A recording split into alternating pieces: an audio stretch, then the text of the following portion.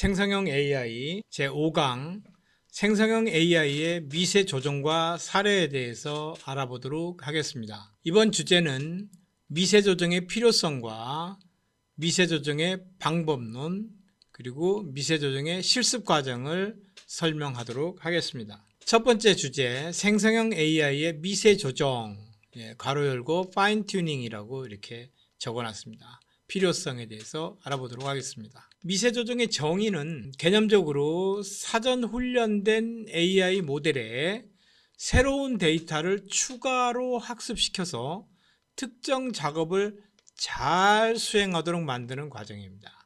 예시로 사물인식 모델은 특정 사물에 맞게 추가 훈련하는 것이 미세 조정의 한 예입니다. 예를 들면 욜로의 기본 모델은 약 80가지의 사물을 인식하도록 되어 있습니다. 그것은 데이터셋이 코코 데이터셋이라는 걸 사용을 해서 80가지의 클래스를 가지고 있어요. 예를 들면 모니터, 볼펜, 컵, 사람 이런 형태로 딱 정해져 있어요. 80가지를 인식하도록. 그런데 내가 정작 하고 싶은 것은 그게 아니에요. 예를 들면 뭐를 해볼까요? 모니터 중에서도 삼성 모니터와 LG 모니터를 구분을 하고 싶어요. 그런 거는 세상에 존재하는 어떤 훌륭한 모델을 갖다 쓰더라도 그게 안 되잖아요. 그냥 모니터로만 판별을 하잖아요. 그럴 때 어떻게 하느냐면 삼성 모니터를 있는 대로 사진을 다 찍어 사진을 다 수집을 해요. 그리고 LG 모니터의 사진을 다 수집을 해요. 그렇게 해서 그 두 개를 학습을 시키는 거죠. 그래서 학습에서 모델이 만들어지면 거기에다가 우리가 새로운 모니터를 카메라로 비춰준다든가 하면은 이게 삼성 것인지 LG 것인지를 알 수 있다라는 거예요. 그래서 기본 모델의 한계죠. 그게 많은 AI 모델은 일반적인 데이터로 훈련되어 있다. 사물인식 모델 같은 경우는 거의 대부분이 코코 데이터셋이라고 하는 걸 가지고 원형 모델을 만들어요. 그러면 그것의 성능이 얼마다라고 평가를 하는데 비교가 되잖아요. 그래서 디텍트론이든 욜로든 마스크알 CNN이든 전부 다 코코 데이터셋 가지고 훈련을 해서 거기서 나오는 결과를 가지고 나의 성능은 얼마야, 너의 성능은 얼마야 이렇게 성능 견주기를 하죠. 표준이 되는 모델을 데이터셋을 가지고 한다라는 거예요. 자, 그래서 내가 정작 필요한 인식의 한계, 내가 예를 들어서 일반 동물을 인식하는데 희귀종을 인식하지 못한다, 이런 것들. 또 예를 들어서 고양이는 구분을 하는데 고양이의 눈이 오드아이인 거를 구분해야 된다 그러는데 그거는 따로 학습을 시켜야 되겠죠. 어떤 방법으로든. 그래서 그렇게 기본 모델에 한계가 있기 때문에 파인 튜닝이 필요하다. 미세 조정이 필요하다. 이렇게 이해하면 되겠어요. 자, 미세 조정이 필요한 사례를 보게 되면 기존 모델이 일반적인 사물만 인식하는데 거기다 데이터를 추가해서 특정 사물에 대한 데이터를 수집을 해서 그걸로 훈련을 시키는 거예요. 미세 조정을 시키는 거예요. 그걸 파인 튜닝이라고 합니다. 이렇게 해가지고 특정 사물을 인식할 수 있도록 하는 것이 미세 조정이다. 이렇게 이해하면 될 것 같고요. 자, 그래서 기본 모델과 미세 조정된 모델을 비교해 보면 기본 모델은 모든 강아지를 동일하게 인식하며 특정 특징을 무시를 해요. 그렇게 해서 강아지의 미세 조정 모델은 강아지의 종을 독특한 특징을 학습해서 더 정확하게 분류를 한다. 그래서 우리가 알고 있는 시추나 또는 또 뭐가 있나요? 또 포메리안이나 또는 그런 그 강아지들의 이 사진들을 다 학습을 시켜요. 종별로 학습을 시키면 AI가 그때부터는 사진을 보여주면 이 강아지는 골든 리트리버예요. 이거는 세퍼트예요. 이런 식으로 이게 특정 종까지도 이렇게 알려줄 수 있도록 한다. 그래서 강아지만 분류하는 게 아니라 강아지 종까지 분류하는 것도 이렇게 미세 조정이 필요하다. 이렇게 이해를 하시면 되겠습니다. 자, 미세 조정의 이점은 정확도를 향상시킬 수가 있어요. 그래서 똑같은 강아지라 할지라도 이 원래 가지고 있던 원형 모델이 강아지에 대한 데이터를 얼마나 학습했는지 모르겠지만 강아지가 아닌 걸 강아지라고 할 수도 있고 강아지인 걸 강아지 아니라고 할 수도 있잖아요.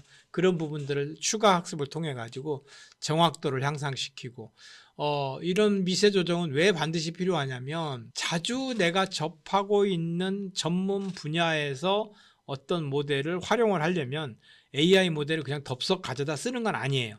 반드시 이러한 파인 튜닝을 거친다. 이렇게 이해를 하시면 될 것 같고요.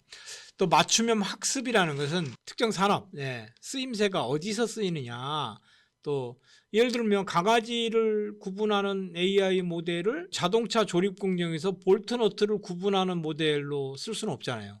그건 또 그것대로 원형 모델은 똑같아요. 원형 모델은 예를 들면 뭐 디텍트론이라든가 아니면 욜로라든가, 뭐 욜로를 예를 들게요. 욜로라고 하는 모델이 있어요. 기본 모델이 걔가 초당 130프레임이 넘는 처리 속도를 보입니다. 그래서 현존하는 실시간 사물인식 모델 중에서 가장 빠르다고 하는데, 욜로 모델을 가지고 하면 얘는 뭐 아까 얘기했듯이 한 80가지를 구분을 하는데 그게 필요한 건 아니잖아요. 그걸 가져다가 강아지를 분류하게끔 강아지 데이터로 다시 학습을 시키면 강아지를 종별로 분류를 해요. 그런데 똑같은 욜로 모델, 원형 모델을 가져다가 자동차 조립 공정에서 사용하고 있는 볼트 너트를 가지고 학습을 시키면 정확하게 볼트 너트를 구분을 해줘요. 네, 그처럼 이렇게 맞춤형으로 이렇게 특정 산업 또는 개인의 요구에 맞게끔 모델을 조정할 수 있다. 그래서 미세 조정이 필요하다. 이거를 하기 위해서는 뭘 해야 되냐면, 자, 제가 자꾸 데이터 얘기했는데 AI는 무조건 데이터입니다. 무조건. 그래서 원하는 사물에 다양한 각도, 예를 들어서 뭐 시추 사진을 찍는데 앞에서 찍으면 시추나 세퍼트나 평면이기 때문에 주둥이가 나와 있는지 들어가 있는지를 몰라요. 그래서 다양한 각도가 필요하다는 거예요. 옆에서도 찍고 위에서도 찍고. 왜냐하면 내가 나중에 보여줄 강아지의 사진이나 동영상이 반드시 앞면은 아니잖아요. 이게 옆면일 수도 있고 위에서 볼 수도 있고 대각선으로 볼 수도 있고, 이기 때문에 다양한 각도로 해야 되고 배경도 다양하게 해줘야 됩니다. 그러니까 노이즈죠. 배경 부분은 노이즈인데 그 배경도 다양하게. 또 더 중요한 건 조명 조건이에요. 조명. 낮에만 강아지를 판별할 게 아니라 밤에도 해야 되잖아요. 그래서 태양광에서의 강아지, 아예 뭐 빛이 없다면 어차피 강아지인지 뭔지 구분은 안 되겠죠. 그러면 뭐 만약에 적외선 카메라를 쓴다 그러면 적외선 이미지도 포함되는 거예요. 또 비 오는 날, 또 뭐 눈 오는 날, 이렇게 다양한, 해가 아침에 뜰 때하고 질 때하고 이런 다양한 조건의 데이터가 준비가 돼야 됩니다. 그래서 데이터를 준비하는 과정이 비용도 굉장히 많이 들고 또 시간과 노력도 많이 들어가는 게 사실이에요. 그래서 데이터 수집이라고 하는 분야가 이런 게 있다. 또 데이터 정제라고 하는 거는 수집된 데이터를 정제하고 라벨링 하는 거예요. 라벨링. 그래서 예를 든다면 그 사진에 정확하게 여기 바운딩 박스로 여기가 얘는 강아지야. 얘는 강아지 중에서도 시추야. 여기는 세퍼트야. 얘는 골든 리트리버야. 사진 한 장에 여러 마리의 강아지가 찍힐 수 있잖아요. 그런 것들을 구별해서 이렇게 네모 박스를 치고 그 박스에다가 라벨을 달아주는 거예요. 정답을 알려주는 거죠. 그런 것들을 데이터 정제, 데이터 라벨링 작업이라고 이야기를 합니다. 또 데이터의 다양성을 높이기 위해서 증강기법을 적용한다고 그러는데, 실제로 낮에 찍었는데 그거를 명도나 이런 것들을 조절을 해가지고 밤에 찍은 사진처럼 이렇게 활용을 해서 억지로 밤 환경을 만들어서 또 사진을 내가 다 찍지 않고 이렇게 데이터 증강 기법을 통해 가지고 데이터 양을 늘리는 이런 방법도 있습니다. 또한 데이터 증강에서는 내가 정면에서만 찍었는데 강아지가 누워 있을 수도 있고 비스듬히 있을 수도 있고 점프를 하고 있을 수도 있잖아요.